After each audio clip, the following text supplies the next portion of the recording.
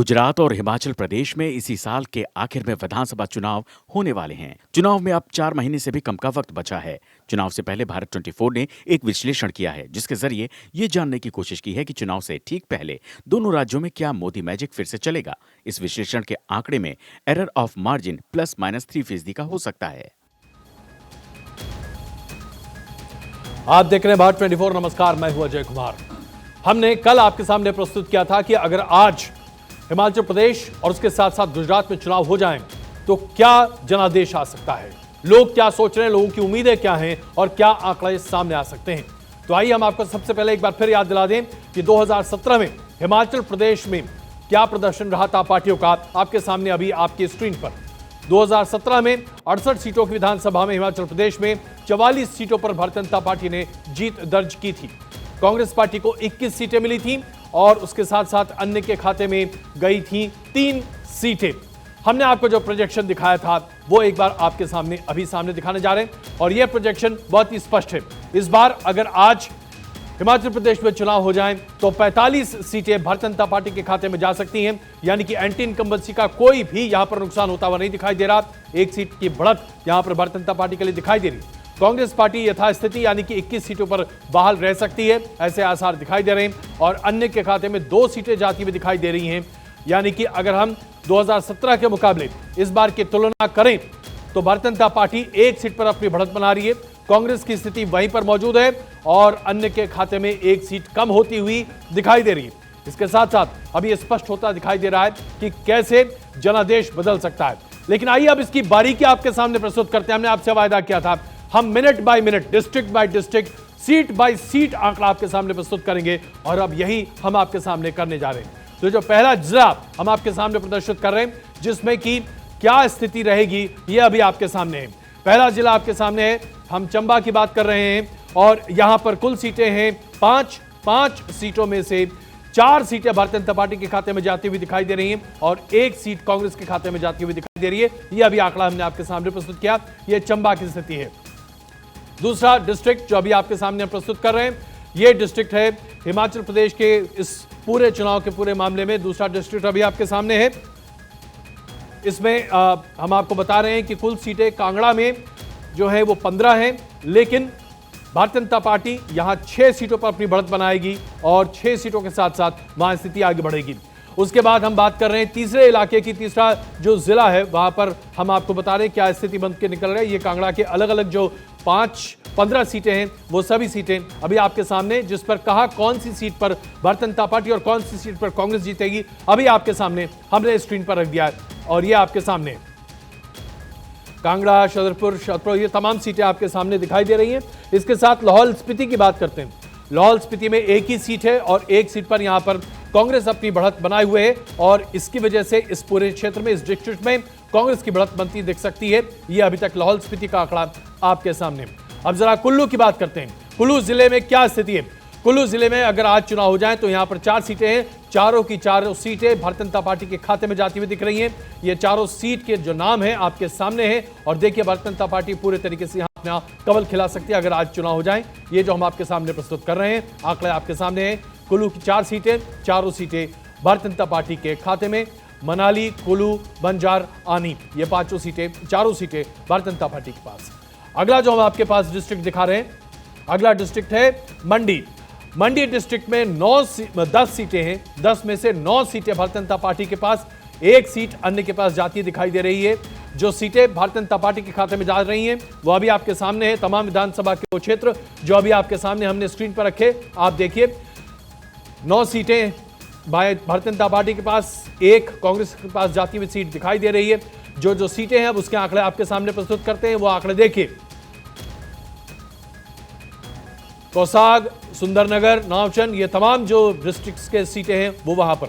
हमीरपुर, अनुराग ठाकुर का ये क्षेत्र है। हमीरपुर में 5 सीटें हैं, 5 सीटों में 2 सीटें भारतीय जनता पार्टी के खाते में जा सकती हैं, 3 सीटों पर कांग्रेस अपना कब्जा जमा सकती है। ऐसा लगता है कि यहां पर अनुराग ठाकुर को काफी मेहनत करने की जरूरत पड़ सकती है। बहुत कुछ बदल सकता है भी और चुनाव के बीच में, लेकिन हमीरपुर की अभी तक जो स्थिति आ रही है वो ये दिखा रही है कि यहां पर कांग्रेस 3 सीटें अपने हाथ में कर सकती है और 2 सीटें भारतीय जनता पार्टी को मिल सकती हैं। यह अभी तक मौजूदा स्थिति है। इसके साथ साथ ऊना की बात करते हैं। ऊना के जिले में 5 सीटें हैं। 5 सीटों में से 3 भारतीय जनता पार्टी के खाते में जाती दिखाई दे रही है, 2 सीटें कांग्रेस के खाते में जाती हुई दिखाई दे रही हैं। और अब यह स्थिति अब आपके सामने है, जहां पर ऊना में 3-2 का फासला है। 3 भारतीय जनता पार्टी के खाते में जाती हुई सीटें दिखाई दे रही हैं और ये सभी सीटें अभी आपके सामने में हैं, जो कि हम आपके सामने बात कर रहे हैं। अब बात करते हैं बिलासपुर की। बिलासपुर में क्या स्थिति है अब आपके सामने। बिलासपुर जिले में कुल मिलाकर देखा जाए तो 4 विधानसभा की सीटें हैं, जिसमें से 3 भारतीय जनता पार्टी के खाते में आ रही हैं, 1 कांग्रेस के खाते में जाती हुई दिखाई दे रही हैं। उन सभी सीटों का आंकड़ा अभी आपके स्क्रीन पर है और यह बता रहा है कि बिलासपुर में एक बार फिर से कमल का झंडा लहराने जा रहा है। जो 4 सीटें हैं उसके आंकड़े और नाम अभी आपके सामने।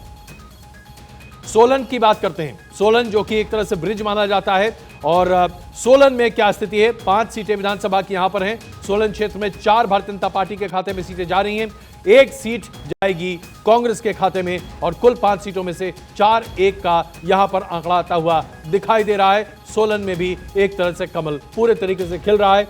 जिन विधानसभा सीटों में कमल और कांग्रेस की स्थिति है अभी आपके सामने। हालांकि सोलन जो शहरी क्षेत्र है वहां पर ऐसा लगता है कि कांग्रेस अपनी बढ़त बना लेगी, यह अभी दिखाई दे रहा है। सिरमौर की बात करते हैं। सिरमौर डिस्ट्रिक्ट में क्या स्थिति है। सिरमौर डिस्ट्रिक्ट में कुल 5 विधानसभा की सीटें आती हैं।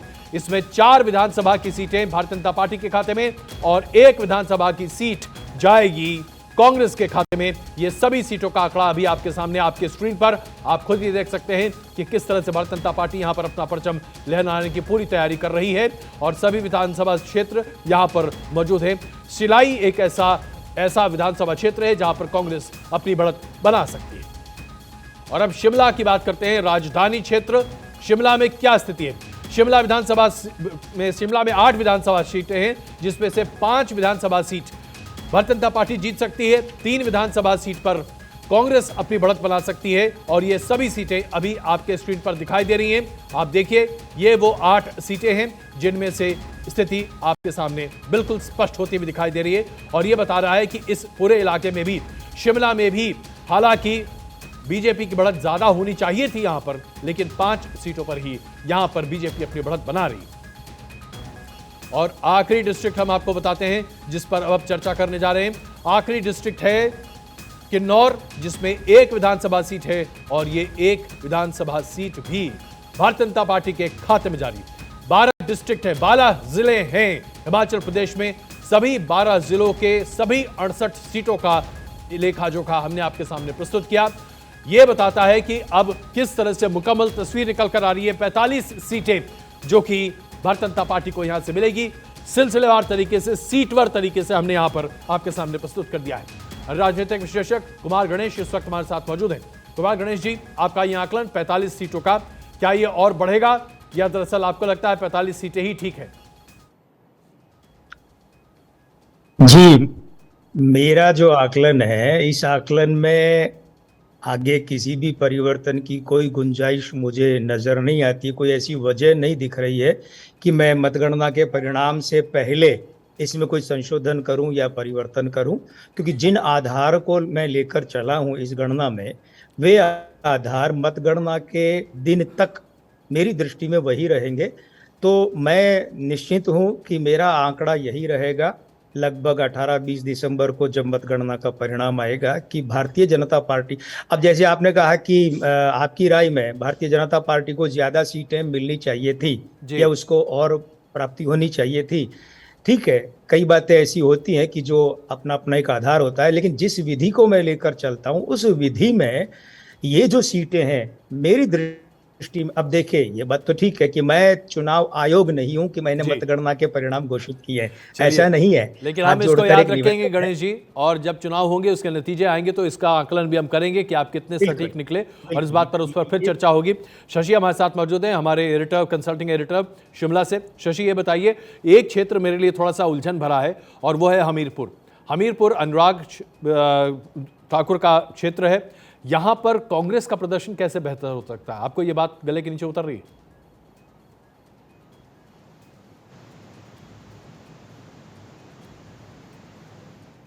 आप अपने आप को अनम्यूट कीजिएगा शशि, आपकी आवाज नहीं आ रही है, अनम्यूट कीजिए जी।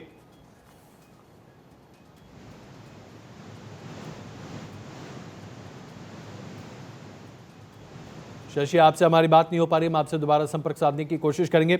और इस बीच आइए अब आपको बताते हैं कि दरअसल अगर हम सीट के हिसाब से चलें तो कुछ एक चुनिंदा सीटें जिन्हें हम आमतौर पर वीआईपी सीट कहते हैं, उनकी क्या स्थिति है अब मैं आपको दिखाता हूं। और आइए जरा इस वॉल पर आकर देखते हैं कि दरअसल ऐसी कौन कौन सी सीट्स हैं जो हमारे लिए बहुत महत्वपूर्ण है, क्योंकि इन सीट के आधार पर ही हम तय कर पाएंगे कि क्या स्थिति होगी। लेकिन उससे पहले एक मैं कंपैरेटिव एनालिसिस आपके सामने प्रस्तुत कर रहा हूं। अगर आप देखिए, हम सभी 12 जिले हमने यहां पर आपके सामने रख दिए। ये 12 जिले बताते हैं कि कहां क्या स्थिति और कहां किसको बढ़त मिलती दिखाई दे रही है। चंबा की हमने बात की, चंबा में भारतीय जनता पार्टी 4 सीटें जीत रही है, 1 सीट पर कांग्रेस। कांगड़ा 6 सीटें भारतीय जनता पार्टी जीत रही है हमारे हिसाब से, 8 सीटों पर कांग्रेस।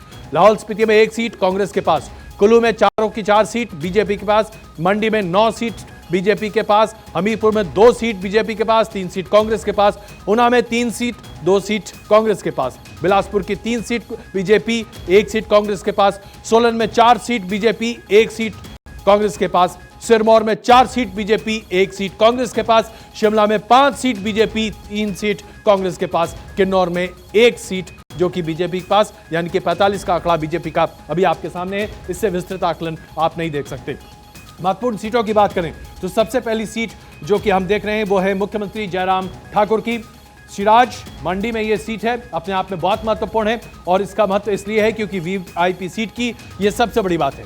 यहां पर हम ये मान रहे हैं कि बीजेपी के खाते में यह सीट फिर से जा सकती है। यहां पर मुख्यमंत्री जयराम ठाकुर जो कि यहां पर अभी मौजूद हैं, 1998 से लगातार 5 बार इसी सीट पर जीत चुके हैं जयराम ठाकुर। मुख्यमंत्री के तौर पर उन्होंने बेहतरीन काम किया है और उसके साथ साथ उनका कोई मुकाबला नहीं है, स्वराज में वो सबसे आगे चल रहे हैं।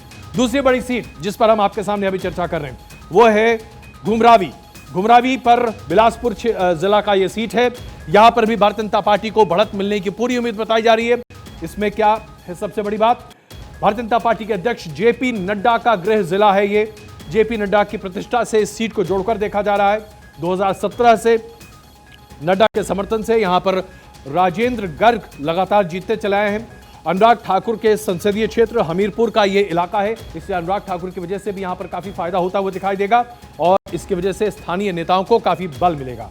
तीसरी बड़ी सीट अभी आपके स्क्रीन पर, तीसरी सीट कोटखाई है जो कि शिमला में है, शिमला के जिले में आती है। यहां पर भी हमारा मानना है कि भारतीय जनता पार्टी इस सीट को जीतेगी, भारतीय जनता पार्टी इस पर बढ़त बनाएगी। कांग्रेस के रोहित ठाकुर यहां पर मौजूदा विधायक हैं, लेकिन ये बीजेपी के पास जाएगी, ये हमारा मानना है। पूर्व मुख्यमंत्री रामलाल ठाकुर के पोते हैं रोहित। रामलाल ठाकुर ने 8 बार यहां पर जीत हासिल की है, लेकिन उपचुनाव में यह जीतने के बाद भी भारतीय जनता पार्टी के लिए प्रतिष्ठा का ये सीट है और अभी जो आसार है उसके आधार पर भारतीय जनता पार्टी इस सीट पर आगे बढ़ेगी। चौथी सीट कांगड़ा जिले की नूरपुर पर अब नजर डालते हैं। नूरपुर में क्या होने जा रहा है? नूरपुर में दरअसल भारतीय जनता पार्टी यहां पर भी अपनी बढ़त बना सकती है। नूरपुर में ये सामने आपके आंकड़े दिखाई दे रहे हैं। यहां पर खेल एवं युवा मंत्री राकेश पटनिया यहां पर मौजूद हैं जो कि विधायक हैं। भारतीय जनता पार्टी के नेता रणवीर सिंह भी यहां पर चुनाव लड़ने का ऐलान कर चुके हैं। इस क्षेत्र में पंजाबी समुदाय का प्रभुत्व काफी ज्यादा है, जिसकी वजह से इस क्षेत्र में भारतीय जनता पार्टी की बढ़त होना लगभग तय माना जा रहा है। 5वीं सीट जो हमारे रेडार पर है, 5वीं सीट ऊना की है। हरोली जिले में हरोली सीट है ऊना जिले की।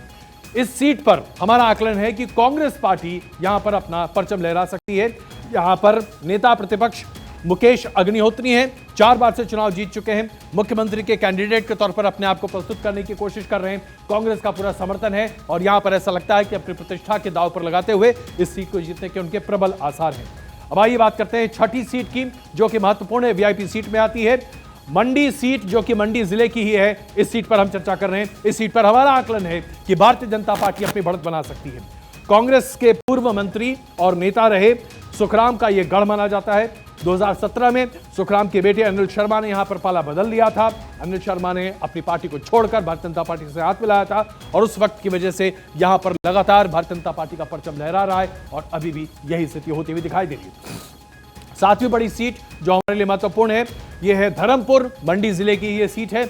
भारतीय जनता पार्टी, हमें ऐसा लगता है कि इस सीट पर, धर्मपुर की सीट पर भी अपना कब्जा जमा सकती है। यहां पर जल शक्ति मंत्री महेंद्र सिंह हैं जो कि अपने मजबूत गढ़ के तौर पर इसे मानते हैं। 1990 से लगातार चुनाव जीत रहे हैं। जाहिर सी बात है, ऐसा प्रतीत होता है कि उनके लिए सीट जीतना बहुत मुश्किल नहीं होने जा रहा। इसके बाद हम हमीरपुर की 8वीं सीट जो है उस पर हम चर्चा कर रहे हैं। हमीरपुर जिले की सुजानपुरा सीट, हमीरपुर जिले की सुजानपुरा सीट, ये कांग्रेस के खाते में जा सकती है, ऐसा हमारा आकलन है। हमने आपको बताया कि हमीरपुर में 3 सीटें कांग्रेस के पास जा सकती हैं।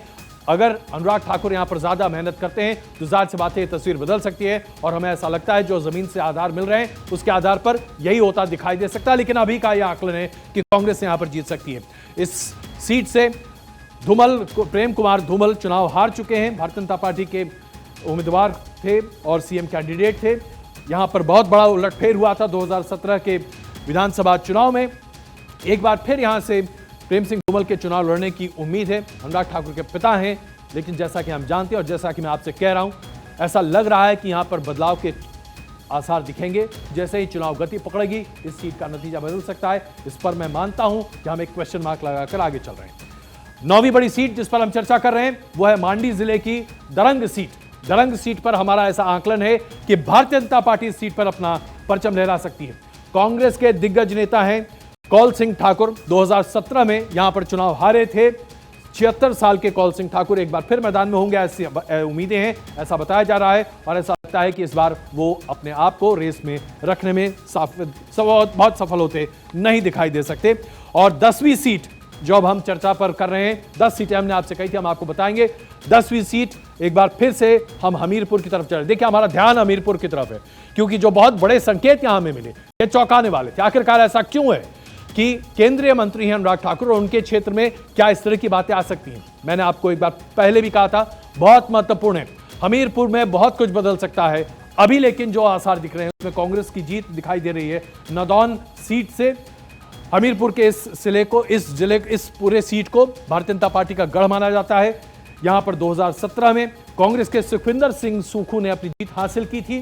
कांग्रेस यहां पर मजबूत होती दिखाई दे रही है, लेकिन बदलाव के आसार यहां पर हो सकते हैं। वो आसार अभी जनता के मूड से नहीं दिख रहा, लेकिन जैसे ही बैलेट बॉक्स में मतगणना होगी हो सकता है कि बदलाव हुआ आसार दिखाई दे। ये 10 सीटें जो हमने अभी आपके सामने रखी, और जरा आप इसी पर थोड़ी चर्चा कर लेते हैं। शशि हमारे साथ मौजूद है। शशि, ये बताइए 10 प्रमुख सीटें जिस पर अभी हमने चर्चा की, मैं आपसे समझना चाहता हूं हमीरपुर का एक और ये जो गुत्थी है हमीरपुर की, मैं इसको समझना चाहता हूं, सुलझना चाहता हूं आपसे, प्लीज बताइए।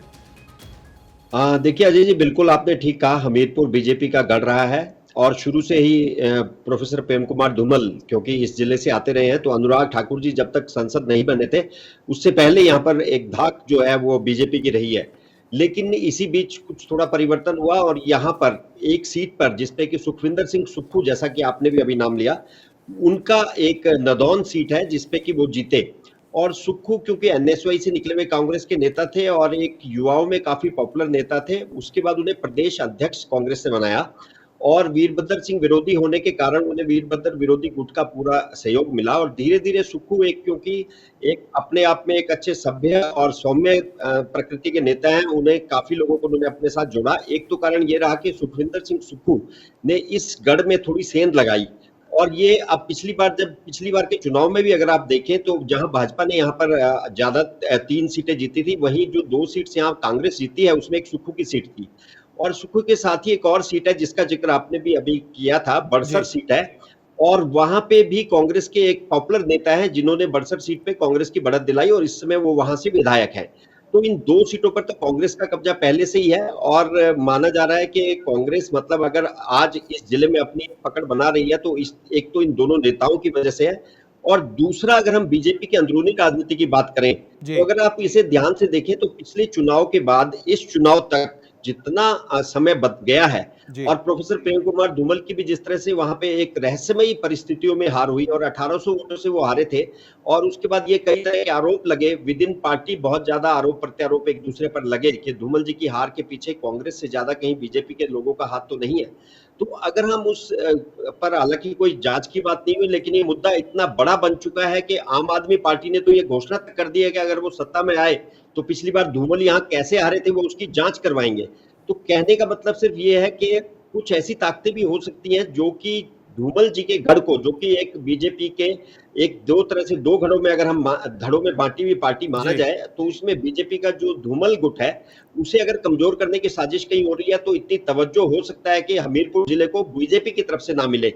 तो इस वजह से भी यहाँ कांग्रेस जो है थोड़ा बेहतर प्रदर्शन कर सकती है। चलिए हम यहाँ पर एक छोटा सा ब्रेक ले रहे हैं, लेकिन हमारा विश्लेषण, हमारा आकलन बना हुआ है। हम वापस आएंगे और एक बार फिर आपको बताएंगे कि आखिरकार हिमाचल प्रदेश में ये जो रुझान अब दिखाई दे रहे हैं, इसकी मूल वजह क्या है। गुजरात और हिमाचल प्रदेश पर आप हमारा देख रहे हैं विशेष कार्यक्रम हम प्रस्तुत कर रहे हैं, आकलन प्रस्तुत कर रहे हैं कि आखिरकार आज अगर चुनाव हो जाए इन दोनों राज्यों में तो क्या स्थिति होने जा रही है। हम हिमाचल प्रदेश की सिलसिलेवार तरीके से, सीटवार तरीके से बात कर रहे हैं और अभी हम आपके सामने एक बार फिर वो आंकड़ा प्रस्तुत कर रहे हैं जो भारतीय जनता पार्टी के साथ साथ कांग्रेस के लिए वाकई में एक ऐसा आंकड़ा है जिसके बारे में चर्चाएं आज नहीं बल्कि अगले उस समय तक होती रहेगी जब तक कि चुनाव की घोषणा नहीं हो जाती और नतीजे और रुझान सामने नहीं आ जाते। हम आपके सामने प्रस्तुत कर रहे हैं वो आंकड़ा जो कि 2017 के मुकाबले आज अगर चुनाव हो जाए तो क्या स्थिति होती हुई दिखाई दे रही है। 68 विधानसभा की सीटें हैं, इसमें से हमारा प्रोजेक्शन है कि 45 सीटें भारतीय जनता पार्टी के पास, 21 सीटें कांग्रेस के पास और 2 सीटें अन्य के खाते में जा सकती हैं। अगर 2017 के विधानसभा चुनाव से इसका आकलन किया जाए तो भारतीय जनता पार्टी यहां पर 1 सीट अपनी ओर बढ़ा रही है, कांग्रेस की सीटें उतनी ही हैं यानी कि 21 की 21 और अन्य के खाते से 1 सीट कम होती दिखाई दे रही। अब आइए अब आपको 68 सीटों का लेखा जोखा दे दें डिस्ट्रिक्ट वाइज क्या स्थिति है। अब आपके स्क्रीन पर एक बार फिर देखिए, हम सब कुछ दिखा रहे हैं आपको। ये देखिए हमारे सामने वॉल पर ये सारी बातें आपके सामने हैं। हम देखिए चंबा की बात करते हैं। चंबा में 4 की 4 सीटें हैं, 5 सीटें हैं जिसमें से 4 सीटें भारतीय जनता पार्टी के पास, 1 कांग्रेस के पास। कांगड़ा में 6 सीटें भारतीय जनता पार्टी के पास, 8 कांग्रेस के पास। लाहौल स्पीति में 1 सीट जो कि कांग्रेस के पास। कुल्लू में 4 सीट पूरी की पूरी भारतीय जनता पार्टी के पास। मंडी में 9 सीटें भारतीय जनता पार्टी के पास। हमीरपुर में 2 सीट जिसमें भारतीय जनता पार्टी जीत रही है और कांग्रेस 3 सीटों पर अपनी बढ़त बना सकती है। ऊना की 3 सीटों पर भारतीय जनता पार्टी की बढ़त हो सकती है, कांग्रेस की 2 सीटों पर बढ़त हो सकती है। बिलासपुर में 3 सीटों पर भारतीय जनता पार्टी की बढ़त हो सकती है, 1 सीट पर कांग्रेस की बढ़त की बात निकाल रही है।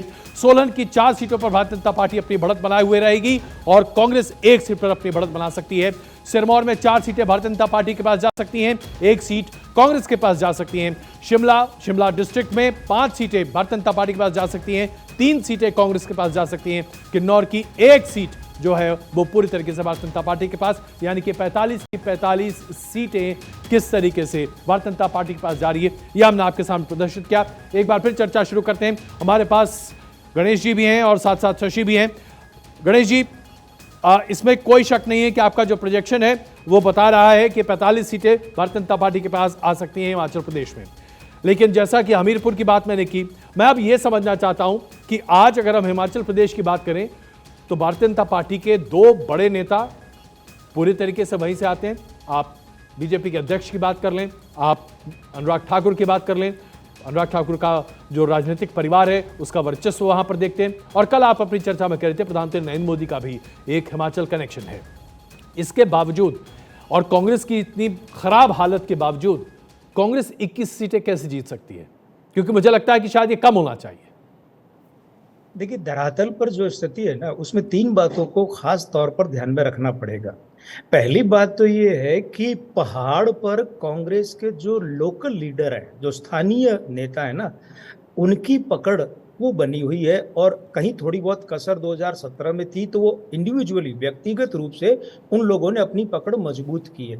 एक बात ये। दूसरी बात क्या है कि पहाड़ के लोग खास तौर पर, वैसे तो पूरा हिमाचल प्रदेश ही पहाड़ पर, लेकिन इसमें भी खास तौर पर जो पहाड़ के लोग हैं उनमें वीरभद्र सिंह के देहांत के बाद में कांग्रेस की कमान प्रतिभा वीरभद्र सिंह यानी वीरभद्र सिंह जी की श्रीमती जी को दिया जाना, ये एक बहुत बड़ा भावनात्मक मुद्दा मुझे बनता दिखाई दे रहा है। और तीसरी बात क्या है, देखिए क्या है कि अच्छा लगे बुरा लगे, लेकिन भारतीय जनता पार्टी में हिमाचल प्रदेश में 3 पावर सेंटर है। अब वो 3 पावर सेंटर में से चुनाव के बाद में कौन सा वास्तव में पावर में रहेगा और क्या कुछ रहेगा, ये एक जो डावाडोल जैसी स्थिति है, कहीं न कहीं ये भी काम कर रहा है। आधा % में, बल्कि आधी बात जो एक ये भी ध्यान रखनी चाहिए कि वहां का, हिमाचल प्रदेश का सबसे बड़ा तबका है सरकारी कर्मचारी वर्ग, और वो सरकारी कर्मचारी वर्ग है वो भाजपा के खिलाफ नहीं गया है, ये बात सही है। पहली बार वो म्यूजिकल चेयर सिस्टम खत्म कर रहा है, लेकिन कहीं न कहीं वो उतना संतुष्ट भी नहीं है कि वो डूब करके भाजपा की गोद में जाकर बैठ जाए। चलिए एक सवाल शशि आपसे भी समझ लो। जो मेरा आकलन है, अगर हम हिमाचल प्रदेश की बात करें तो काम के तौर पर मुख्यमंत्री ठाकुर के नेतृत्व में ज़बरदस्त काम वहाँ पर हुआ है और उसके साथ साथ जो दो बड़े नेता हैं जिनकी चर्चा हम कर रहे हैं केंद्र में, उनका भी अच्छा खासा प्रभाव है।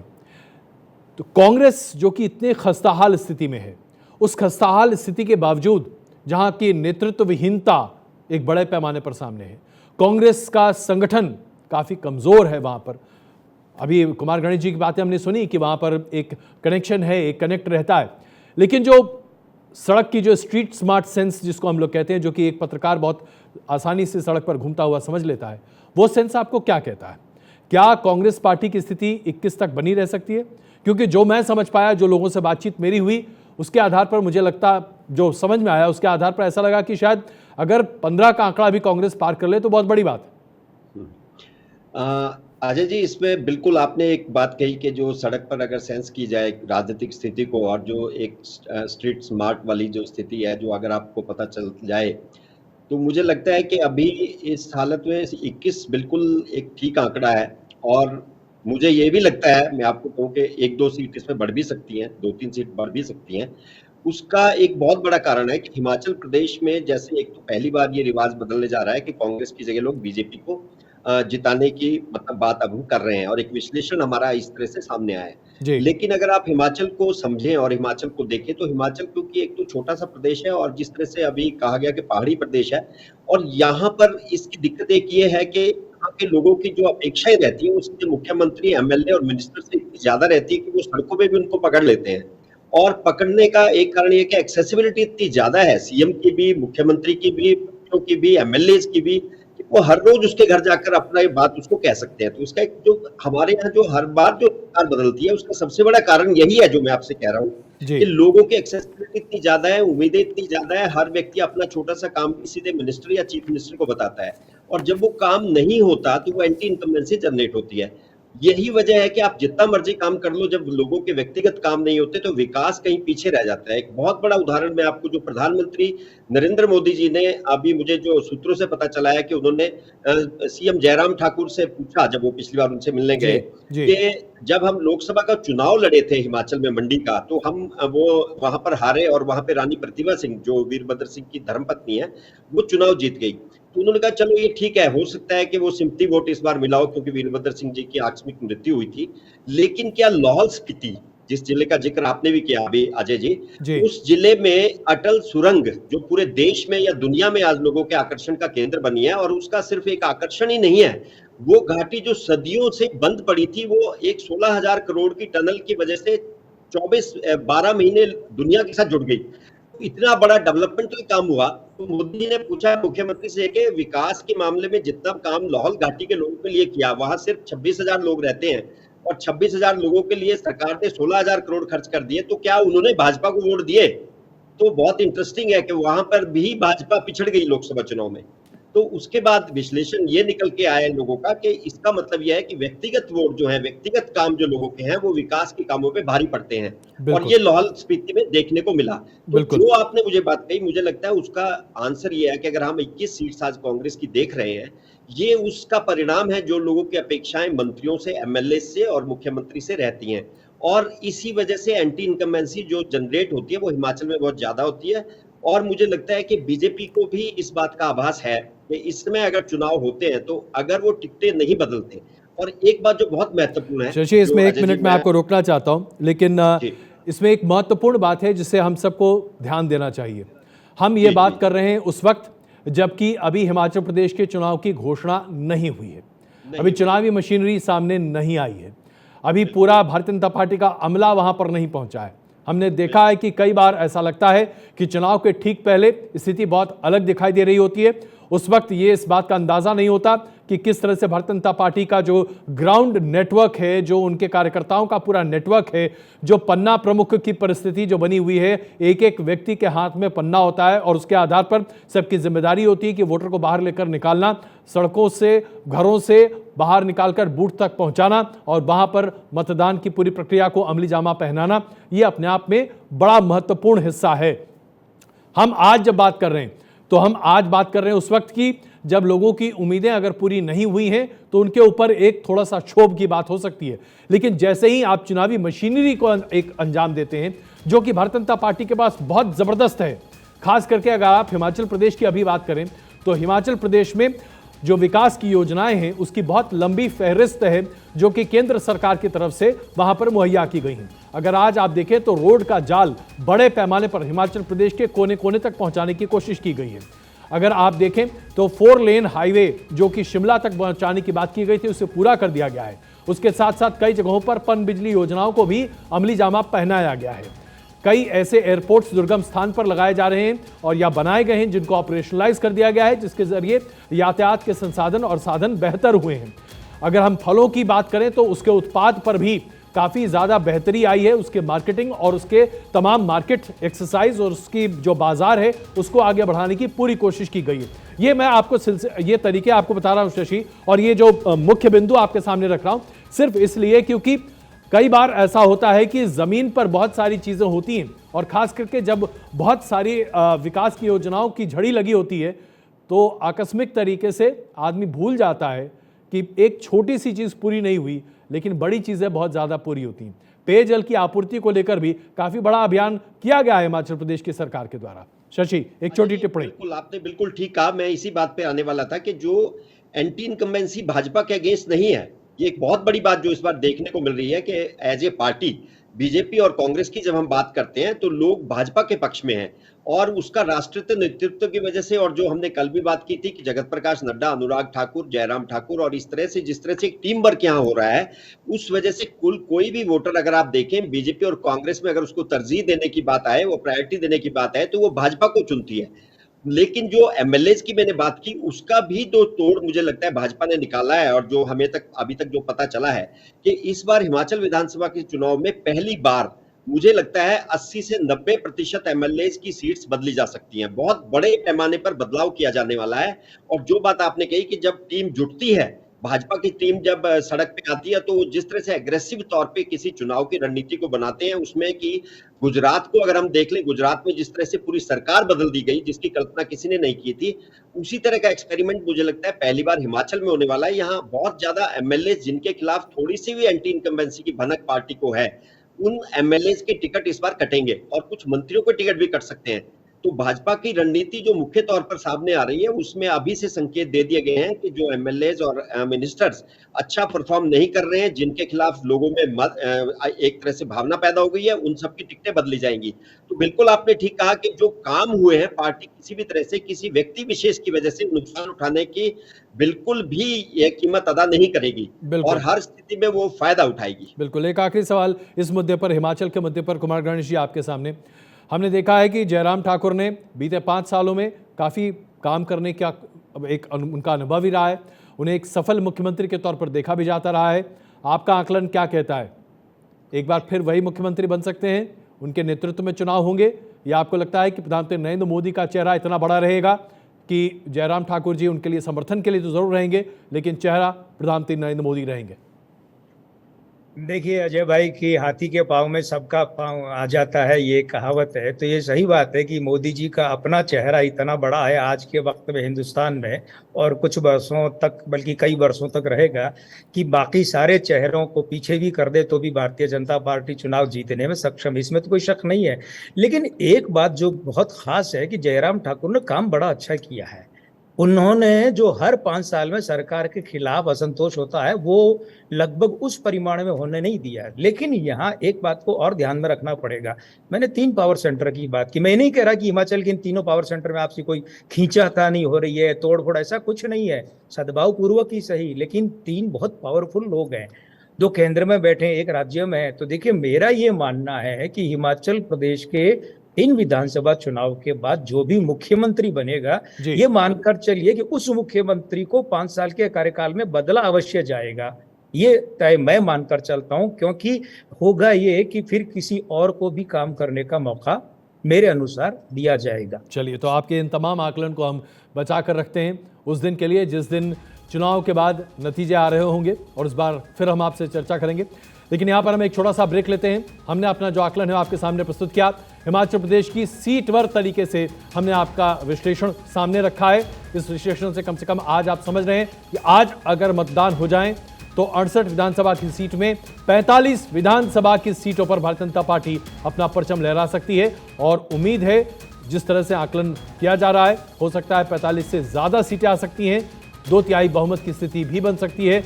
आप देख रहे हैं भारत 24 पर हमारी ये खास पेशकश। क्या मोदी मैजिक एक बार फिर चलेगा गुजरात और हिमाचल प्रदेश में? हमने आपके सामने कल विस्तृत आंकड़ा प्रस्तुत किया था, जिसके आधार पर हम ये मानते हैं कि अगर आज चुनाव हो जाएं तो हिमाचल प्रदेश में 45 सीटों के साथ भारतीय जनता पार्टी अपनी सरकार बना सकती है। लेकिन गुजरात में क्या होने जा रहा है? 27 सालों से भारतीय जनता पार्टी की सरकार यहां पर है और प्रधानमंत्री नरेंद्र मोदी ने वहां पर एक जीत का ऐसा सिलसिला शुरू किया जो अभी तक थमने का नाम नहीं ले रहा। लेकिन अगर आज गुजरात में चुनाव हो जाएं तो क्या होने जा रहा है? इससे पहले यह जान लीजिए कि 2017 में विधानसभा की स्थिति क्या थी। आपके सामने 2017 के आंकड़े अभी आपके सामने। 182 सीटों की विधानसभा है गुजरात की, जिसमें भारतीय जनता पार्टी को 2017 में 99 सीटें मिली थी। हमारा आकलन है कि भारतीय जनता पार्टी को मिलेगी 109 सीटें। 2017 में कांग्रेस पार्टी को 77 सीटें मिली थी। हमारा आकलन है कि 2022 में आज अगर मतदान हो जाए तो कांग्रेस पार्टी को 68 सीटें मिलेंगी। हमने आपके सामने प्रस्तुत की थी कि अन्य के खाते में 6 सीटें गई थी 2017 में। इस बार 2022 में 5 सीटें अन्य के खाते में जा सकती हैं, जिसमें आम आदमी पार्टी भी शामिल है। तो अभी आप अपने आंकड़े अपने स्क्रीन पर देखिए। 99 सीटें पिछली बार मिली थी, जिससे बढ़कर 109 सीटें बीजेपी हो सकती है। 77 से 68 सीटें और 6 के मुकाबले 5 सीटें अन्य के खाते में, जिसमें आम आदमी पार्टी शामिल है। लेकिन ये तो आंकड़े निकल कर आए जो कि कुमार गणेश जी ने हमारे अपने एनालिसिस के आधार पर हमें दिए थे, जिसे हम अपना मान रहे हैं। लेकिन कल से लेकर आज तक मैंने कई पत्रकारों से, कई तरह के लोगों से बातचीत की और जो जमीन पर निकल कर आ रहा है, जो लोगों का मूड अभी दिखाई दे रहा है, उसके आधार पर एक अलग तस्वीर निकलती हुई दिखाई दे रही है। जी हां, मैं बात कर रहा हूं पॉपुलर परसेप्शन की। यह पॉपुलर परसेप्शन बिजनेस के सेगमेंट में, आम आदमी के बीच में, यह पॉपुलर परसेप्शन सरकार में कार्यरत लोगों के बीच जो सामने निकल कर आ रहा है, वो हमारे आकलन से भी बिल्कुल जरा अलग दिख रहा है। जो आकलन निकल कर आ रहा है वो अभी आपके सामने स्क्रीन पर है। वो आकलन यह कहता है कि 182 सीटों की विधानसभा में जो अब स्थिति निकल कर आ रही है, उसके आधार पर ऐसा बताया जा सकता है कि भारतीय जनता पार्टी 130 से 136 सीटों पर अपनी बढ़त बना सकती है। बहुत बड़ी बात हम आपके सामने रख रहे हैं। 130 से 136 सीटें भारतीय जनता पार्टी जीत सकती है। कांग्रेस पार्टी की स्थिति खराब हो सकती है। 28 से 34 सीटें कांग्रेस पार्टी के खाते में जा सकती हैं। आम आदमी पार्टी के खाते में 4 से 10 सीटें जा सकती हैं और अन्य के खाते में 8 से 14 सीटें जा सकती हैं। तो यहां पर जो सबसे बड़ी मोटी बात पॉपुलर परसेप्शन पर निकल कर आ रही है, वो ये है कि कांग्रेस पार्टी की स्थिति थोड़ी खराब होती हुई दिखाई दे रही है। पॉपुलर परसेप्शन में बताया जा रहा है कि कांग्रेस पार्टी की स्थिति 28 से 34 सीटों के बीच में हो सकती है। यह पॉपुलर परसेप्शन है जो कि फीडबैक पर आधारित है, जिसमें हमने टेलीफोन पर तकरीबन 1000 लोगों से बातचीत की है, जिसके आधार पर यह बात सामने निकलकर हम रख रहे हैं। तो यह पॉपुलर परसेप्शन स्पॉट पोल की बात है। अब इसके बारे में चर्चा यह बनती है कि एक तरफ कुमार गणेश जी हैं, एक तरफ यह पॉपुलर परसेप्शन का आंकड़ा है। कुमार गणेश जी, भाई किस आंकड़े पर भरोसा करे जनता? देखिए, ऐसा है कि लोकतंत्र है और लोकतंत्र में जनता सबसे बड़ी होती है, लेकिन उससे भी बड़ा होता है जनता का दिया हुआ मत, उनका दिया हुआ वोट। मैं और किसी भी सर्वे या किसी भी आकलन पर टिप्पणी नहीं करूंगा, क्योंकि ये लोकतंत्र है और मतांतर का सदैव स्वागत किया जाता है। मैं अपना जो आकलन है, मेरा जो गणित है, हिसाब किताब है, मैं सिर्फ उस पर या उसके बारे में कोई टिप्पणी या स्पष्टीकरण वो कर सकता हूं। तो आपके हिसाब से जब हम गुजरात के चुनाव के बाद नतीजों के दिन बात करेंगे तो उस दिन आप 109 पर टिकेंगे, या आप मानेंगे कि भाई बदलाव हो सकता है और ये बदलाव कभी कभी दिखता है? क्योंकि देखिए, मुझे तो कई लोग ये भी कह रहे थे, जो हमारे फीडबैक में निकल कर आया, जिनसे हम लोगों ने बातचीत की, कि भाई 2/3 बहुमत से बीजेपी जीत सकती है। क्योंकि इस बार तो वो नाम नहीं है, वो चेहरे नहीं है जो कांग्रेस पार्टी के लिए नौजवान पीढ़ी थी, आज वो भी नहीं है, राहुल गांधी भी दिखाई नहीं दे रहे। तो ये पॉपुलर परसेप्शन है। इसलिए मैं एक छोटी टिप्पणी इस पर चाहूंगा आपकी। मैं आपकी बात का जवाब जो मेरा है वो 2 हिस्सों में बांट लूं। थोड़ा सा छोटी नहीं, थोड़ा सा मुझे समय दीजिए, क्योंकि यहाँ विश्वसनीयता का प्रश्न आकर खड़ा हो जाता है।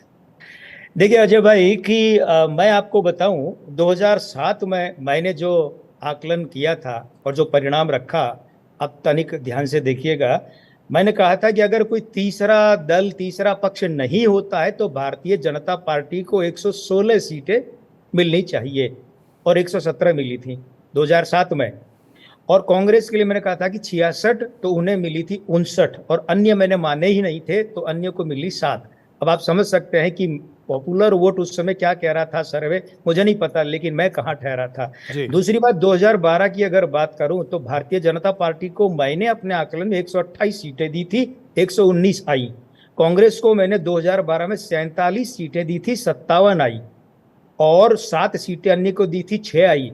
और मेरे इस सफर का सबसे सफल जो नमूना है वो 2017 में 2017 में पॉपुलर वोट बहुत कुछ कह रहा था, पॉपुलर सर्वे, लेकिन मैंने कहा था कि भारतीय जनता पार्टी को 98 मिलेगी तो 99 मिली, और कांग्रेस और उनके सहयोगी दलों को मैंने कहा था 80 तो 80 ही मिली, और अन्य को मैंने कहा था 4 तो 3 मिली। मैं इस तरीके से 2003 के राजस्थान विधानसभा चुनाव से अब तक लगभग 19 वर्षों में 35 ऐसे आकलन अपने गणनाओं के आधार पर रख चुका हूं। जी। अजय भाई, इनमें से 29 मेरी सही रही है, 6 गलत, यानी 82.85% ये मेरा औसत है।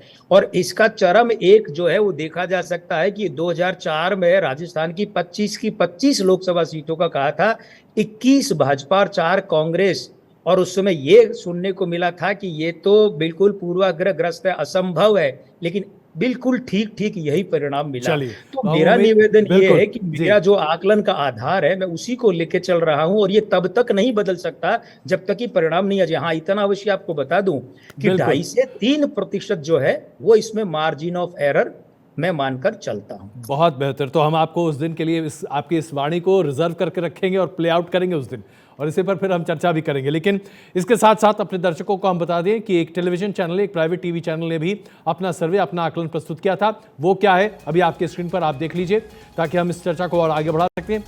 जो एक प्राइवेट टीवी चैनल ने अपना गुजरात का ओपिनियन पोल सामने रखा था, उनके आधार पर भारतीय जनता पार्टी के खाते में 115 सीटें से 125 सीटें जा सकती हैं, कांग्रेस के खाते में 39 से 44 सीटें जा सकती हैं, आम आदमी पार्टी के पास 13 से 18 सीटें जा सकती हैं, और अन्य के खाते में 2 से 4 सीटें जा सकती हैं। लेकिन हमने जो आपके सामने पॉपुलर परसेप्शन रखा उसके बारे में भी चर्चा करेंगे।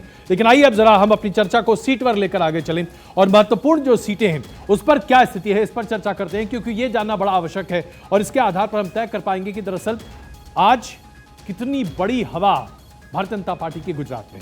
सबसे पहली सीट जिस पर हम चर्चा कर रहे हैं वो है मांडवी। ये कच्छ जिले की सीट है, बहुत महत्वपूर्ण है। इस पर हमारे आकलन के आधार पर भारतीय जनता पार्टी को जीत मिलनी चाहिए। मांडवी सीट भारतीय जनता पार्टी के पास जानी चाहिए। क्यों जानी चाहिए? क्योंकि भारतीय जनता पार्टी के नेता यहां पर वीरेंद्र सिंह हैं, जो कि यहां से विधायक भी हैं, और इन्होंने 2007 से लेकर लगातार यहां पर अपने चुनाव जीते। तो ये बहुत महत्वपूर्ण सीट है जो कि भारतीय जनता पार्टी के खाते में जाती दिख रही है। दूसरी बड़ी सीट बडगाम, जो कि बनासकांठा जिले की है। इस सीट का महत्व आप समझिए, ये अन्य के खाते में हम डाल रहे हैं। देखिए, हम इसको इसलिए अन्य के खाते में डाल रहे हैं क्योंकि इस सीट पर जिस व्यक्ति का वर्चस्व चल रहा था वो अपने आप में एक बड़े चेहरे के तौर पर सामने आए थे। पिछली बार हम जिग्नेश भिवानी की बात कर रहे हैं, दलित नेता हैं, यहीं से विधायक हैं। इस बार भी उनके जीतने के आसार काफी प्रबल दिखाई दे रहे हैं, और उन्हें काफी अच्छा वोट शेयर मिला था, 40%। हमारा मानना है कि इस बार भी ये अन्य के खाते में सीट जा सकती है। तीसरी सीट जिस पर हम चर्चा कर रहे हैं, रधनपुर, ये पाटन क्षेत्र की है, पाटन जिले की है। इस सीट पर भारतीय जनता पार्टी अपनी विजय हासिल कर सकती है, यह हमारा मानना है। अल्पेश ठाकुर यहां पर विधायक बने थे 2017 में, लेकिन इस बार अल्पेश ठाकुर का जादू, ऐसा हमारा मानना है कि बहुत अच्छा नहीं चल सकता। 2007 और 2012 में भारतीय जनता पार्टी ने इस सीट पर अपना परचम लहराया था। कांग्रेस से अब छोड़कर अल्पेश ठाकुर बीजेपी में आ चुके हैं, तो जाहिर सी बात है हम जो अपनी बात कह रहे हैं उसका आपके सामने प्रत्यक्ष को प्रमाण है। चौथी सीट जो हम चर्चा के लिए रख रहे हैं, दरियापुर, अहमदाबाद का ये है, अहमदाबाद की ये सीट है, अहमदाबाद जिले की। इस सीट पर हमारा ये मानना है कि भारतीय जनता पार्टी अपने आप को यहां पर प्रखर तरीके से जीतती हुई दिखाई दे सकती है। 2017 में कांग्रेस के गयासुद्दीन हबीबुद्दीन शेख यहां पर विधायक बने थे, भारतीय जनता पार्टी की यहां पर हार हुई थी, लेकिन यह सीट 2007 से लगातार बीजेपी जीतती आई है। हमें उम्मीद है कि इस बार भारतीय जनता पार्टी यहां पर ये सीट जीतेगी, ये हमारा आकलन कहता है। मैं यहां पर एक छोटा सा सवाल गणेश जी से ले लूं। गणेश जी, ये जिला अपने आप में बड़ा महत्वपूर्ण है, और अहमदाबाद में अगर दरियापुर के इलाके से भारतीय जनता पार्टी अपनी जीत हासिल करती है तो इसका मैसेजिंग कुछ अलग होगा, खास करके तब जबकि आज ही हमने देखा कि सुप्रीम कोर्ट ने कहा कि गुजरात के दंगों के मामले को बंद कर दिया जाना चाहिए। न कोई गवाह है, न कोई प्रत्यक्षदर्शी है, किस मामले पर, इसके किस आधार पर इन मामलों को चलाया जाए? देखिए, यहाँ एक बात खास तौर पर देखनी पड़ेगी कि 2007 में जब ये दरियापुर काजीपुर ये सीट हुआ करती थी, तो भारतीय जनता पार्टी के भरत बारोट ने 22,000 से भी ज्यादा 22,401 वोटों से जीत हासिल की थी। अब उसके बाद के परिदृश्य को देखें तो दोनों बार गयासुद्दीन शेख ने जो जीती तो उनका अंतर बहुत कम रहा। अब जो ताजा परिप्रेक्ष्य में है, मैं आजकल की सुप्रीम कोर्ट की बात नहीं कर रहा जी, मैं बात कर रहा हूं कि पिछले 5 साल में जिस तरीके से नरेंद्र मोदी जी ने या अमित शाह जी ने वहां हैंडल किया है गुजरात में अल्पसंख्यक मत को, मुस्लिम मत को, तो वहां जो एक खास तरह का संदेश गया है, मैं समझता हूं कि उस संदेश में, और मैं यहाँ नाम नहीं लेना चाहूंगा, 2-4 ऐसे लोग भी थे जो नरेंद्र मोदी जी के पहले प्रखर विरोधी थे मुस्लिम समुदाय में, लेकिन अब वे अनन्य भक्त हैं क्योंकि उनको पता है कि मोदी जी की खासियतें किस तरीके से प्रभावित करती है पूरे गुजरात को। मैं समझता हूँ कि मुस्लिम जो समुदाय है ये दरियापुर में बहुत बड़ी ताकत है, लेकिन इस बार ये भारतीय जनता पार्टी के खाते में मोदी जी के चेहरे को या अमित शाह जी की रणनीति को देखते, या जो 5 साल में जिस तरीके से उन्हें टैकल किया गया है, यहाँ एक क्रांतिकारी परिवर्तन, गयासुद्दीन शेख या कांग्रेस हारे या है मुस्लिम कैंडिडेट कांग्रेस का हारे, वास्तव में क्रांतिकारी होगा, लेकिन ऐसा बड़ा परिवर्तन देखने को मिल जाए तो अच्छा नहीं। इस बात पर भी हम आपको याद रखेंगे और हम उस दिन चर्चा करेंगे जरूर कि ये क्रांतिकारी बदलाव होता है या नहीं होता है। अगली सीट जिस पर हम चर्चा करने जा रहे हैं वो अहमदाबाद की ही सीट है, मणिनगर सीट। ये अपने आप में बहुत महत्वपूर्ण है। इस बार हमारा मानना है कि इस सीट पर भारतीय जनता पार्टी अपने परचम को लहरा सकती है। 2017 में भारतीय जनता पार्टी के नेता सुरेश भाई धनंजय भाई पटेल यहां पर विधायक बने। ये बहुत महत्वपूर्ण सीट है मणिनगर की।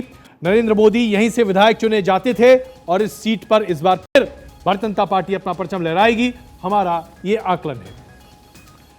अगली सीट जिसकी हम चर्चा कर रहे हैं वो सीट है राजकोट पश्चिम की, जो कि राजकोट जिले की है। इस सीट पर हमारा आकलन है कि भारतीय जनता पार्टी अपना परचम लहरा सकती है।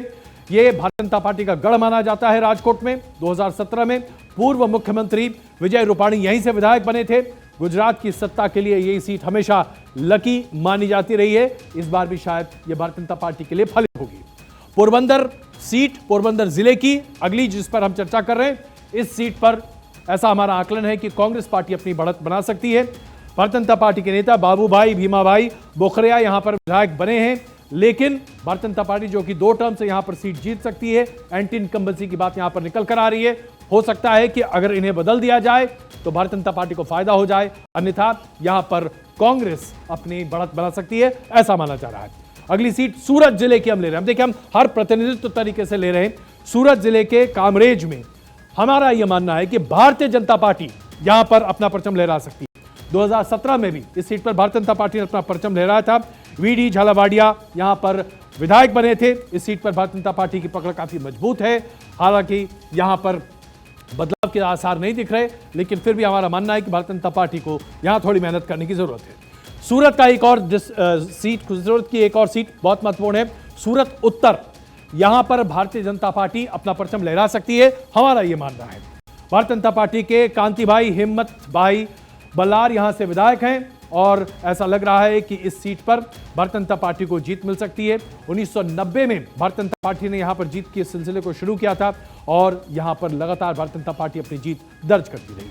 सूरत का ही एक और विधानसभा सीट जिस पर हमें चर्चा करनी चाहिए, वराछा रोड। इस वराछा रोड सीट पर भी भारतीय जनता पार्टी के जीत के आसार बहुत प्रबल है। हमारा आकलन है कि यहां पर भारतीय जनता पार्टी को जीत मिलेगी। किशोर कन्नानी यहां पे विधायक बने 2017 में और भारतीय जनता पार्टी 2007 से लगातार इस सीट को जीतती रही है। तो ये हमने आपके सामने सीटों का आकलन पूरा प्रस्तुत किया, जिसके आधार पर हम ये मान रहे हैं कि गुजरात में बड़े बदलाव के साथ साथ बहुत कुछ बदल सकता है। और इसके साथ साथ हम आपको एक बार फिर बताना चाहते हैं कि ये जो पॉपुलर परसेप्शन जो हम आपके सामने रख रहे हैं, जिसमें हम ये मान रहे हैं कि आखिरकार आंकड़ों का एक बहुत बड़ा फेरबदल हो सकता है, उसका क्या आधार है। आज हमने बहुत सारे लोगों से फोन पर बातचीत की और उसके आधार पर हम इस निष्कर्ष पर पहुंचे कि भारतीय जनता पार्टी बड़े पैमाने पर गुजरात में अपने आप को प्रकट कर सकती है। नेतृत्व बहुत मजबूत है। प्रधानमंत्री नरेंद्र मोदी का चेहरा सीधे सामने है, अमित शाह की रणनीति सामने है, गुजरात की इकाई पूरे तरीके से वेल ऑयल्ड मशीन है।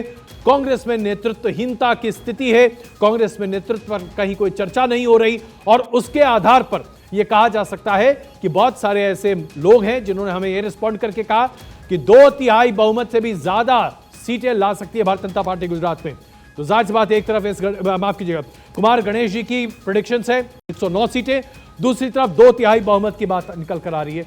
हम दरअसल पॉपुलर परसेप्शन की जो बात कर रहे हैं उसके आधार पर 133 सीटों तक भारतीय जनता पार्टी को मिलने के आसार दिखा रहे हैं, और कांग्रेस की स्थिति यहां पर बहुत बेहतर नहीं होती दिखती। 30-35 के आंकड़े के नीचे आती हुई कांग्रेस दिखाई दे सकती है। आज का यह पॉपुलर परसेप्शन है। यह हमने आपके सामने आंकड़े प्रस्तुत किए और यह बताते हैं कि आम आदमी पार्टी ना जो कि पिछले बार अपना पैर जमा पाई थी, इस बार भले ही उसके खाते में कुछ सीटें आ जाएं, लेकिन विकल्प बन पाए, कांग्रेस की जगह ले पाए, ऐसी स्थिति आम आदमी पार्टी की इस बार तो होती नहीं दिखाई दे रही। यानी कि मोदी मैजिक, चाहे गुजरात की बात करें, हिमाचल की बात करें, बड़े पैमाने पर आपके सामने प्रदर्शित होगा। हम यहां पर एक छोटा सा ब्रेक लेते हैं, बन रही है हमारे साथ।